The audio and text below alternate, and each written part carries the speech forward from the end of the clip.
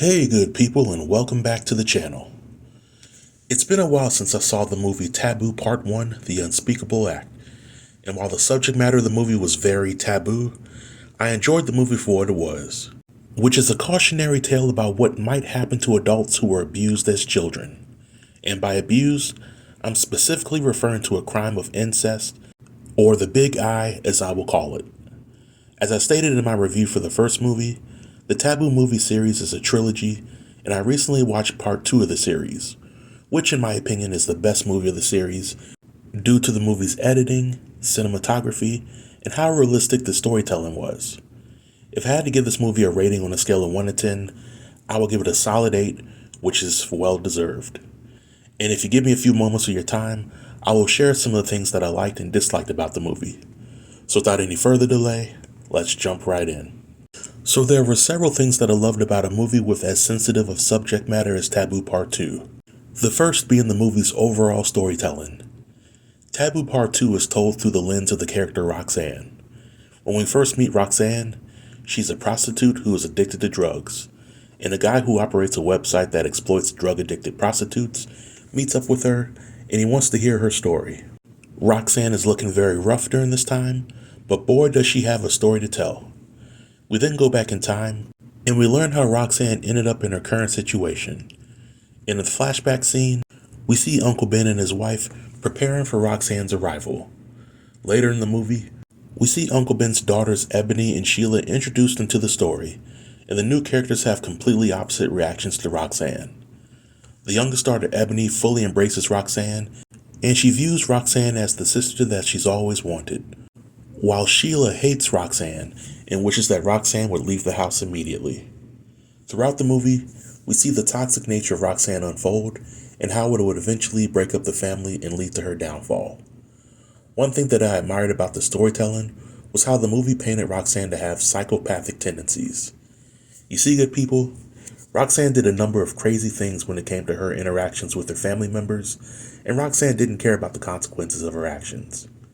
In other words, Roxanne had a roof over her head and family members that were willing to take care of her, but she actively worked to tear the family apart while having no backup plan for how she planned to take care of herself.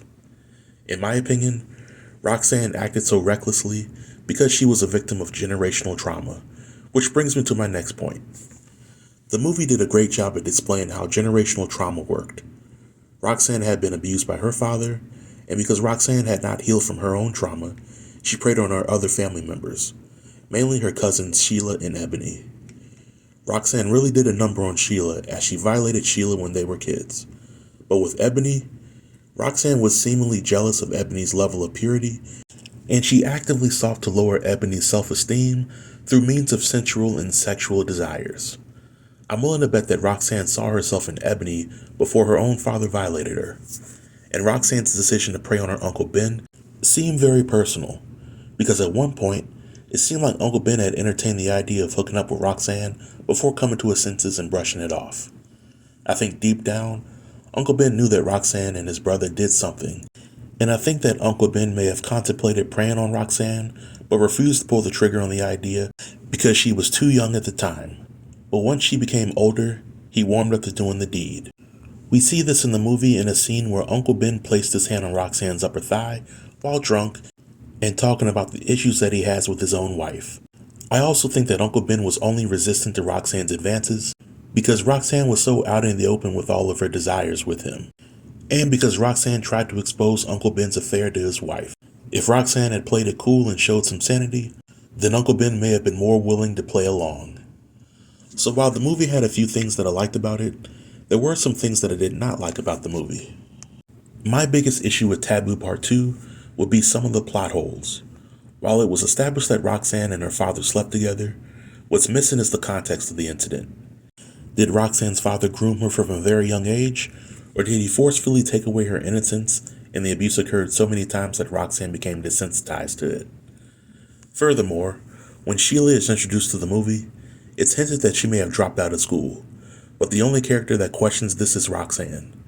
Sheila's parents never questioned why Sheila was there, and we as the viewing audience never learned why she dropped out of school or what made her want to return. But all of a sudden, by the end of the movie, Sheila returns to school and lives happily ever after. And towards the end of the movie, we never really learn why Roxanne started to use harder drugs or what led her to living a life on the streets. Sure, we know that she becomes homeless after leaving Uncle Ben and his family, but what happens between that time and the present time that we see her interacting with her client? I think that providing the answers to these questions would have improved the storytelling for the movie. But in closing, I enjoyed the movie for what it was, which is a cautionary tale for somebody who started off as a victim of abuse, but then preyed on her own family members. I appreciated that most of the scenes in this movie were not in the movie for shock value, and the subject matter of the movie worked because there was a purpose behind the elements of the storytelling. In a few weeks, I will be dropping a review for Taboo Part 3, which is my least favorite movie of the series. But this marks the end of the review. Feel free to leave all comments below in the comment section, and I'll be sure to reply to everybody. Until next time, stay tuned and stay safe. Peace.